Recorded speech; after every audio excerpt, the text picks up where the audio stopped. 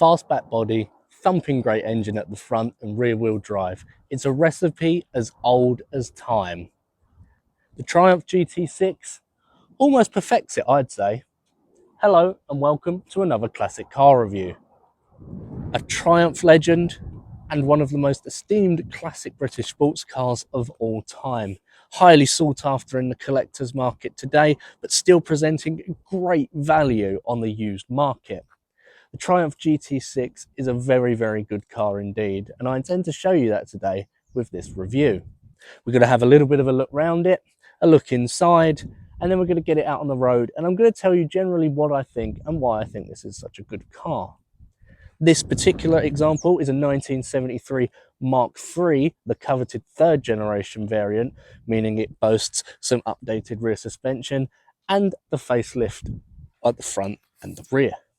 In this striking yellow, it's a very nice example indeed, though it is an older restoration, so there are some general signs of wear and tear as to be expected. Let's get into it. It was a simple enough idea really. What if we took two of our already existing sports cars, the Spitfire and the Herald, and merged them into one new thing? Enter stage right, the Triumph GT6. It really was a simpler formula as that. We took a great deal of the body styling of a Triumph Spitfire and the engine of a Triumph Herald to make this a six-cylinder rear-wheel drive sports coupe, if you will. If you look at the lower half, it is very, very easy to see where the Spitfire influenced the GT6. This whole body line is Spitfire effectively, but it's up here where things change a little bit. You see, Triumph had some other rather throaty six-cylinder roadsters available on their forecourts at the time that they didn't want overshadowed. So a fastback sloping hardtop body was installed on the upper section of the GT6, meaning it wasn't competing with its other like-minded Triumphs. I think it works incredibly well. It's a smart looking thing.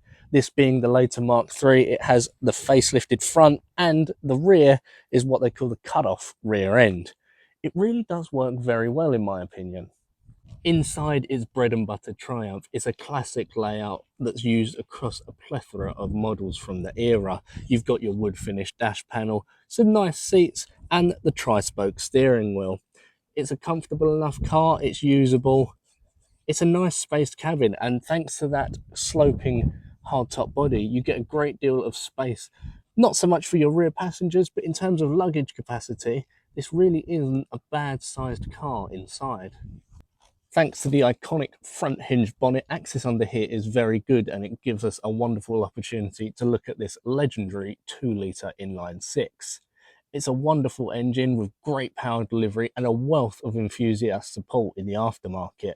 Parts are still pretty cheap for these and you can keep these running on quite a good budget. These were originally tuned to around 95 brake horsepower in its initial Mark I stage, though that did improve gradually over time, especially with these later cars. Power delivery is very good indeed, and it all comes together to provide a wonderful driving experience when we get out on the road.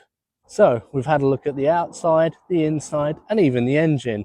I've told you a little bit about it, which leaves one very important thing. Let's get it out on the road.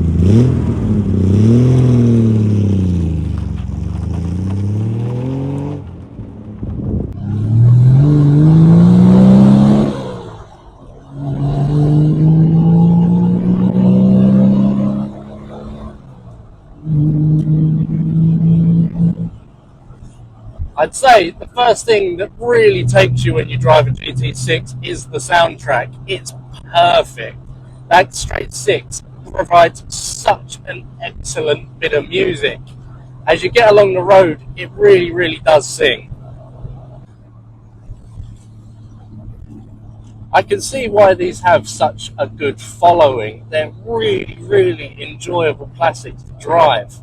That six-cylinder has a wonderful amount of torque, that's for sure.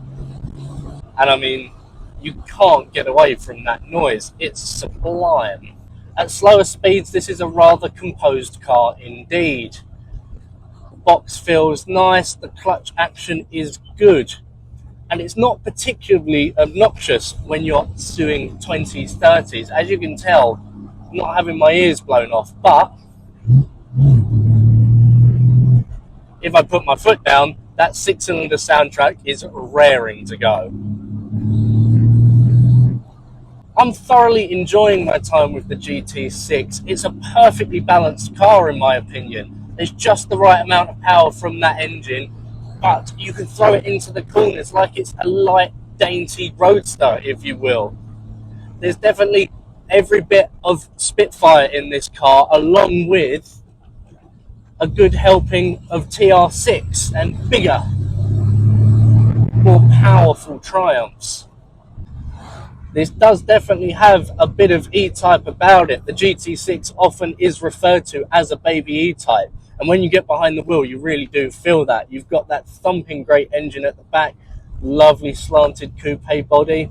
It's definitely got a little bit about it of E-Type, and that's certainly not a bad thing. Ride is on the harsher side. It's comfortable enough at slower speeds, as we're going through this little village now. It's perfectly livable. However, you do feel every bump in the road in this. The seats do a fair job of absorbing a lot of it. However, it's not perfect.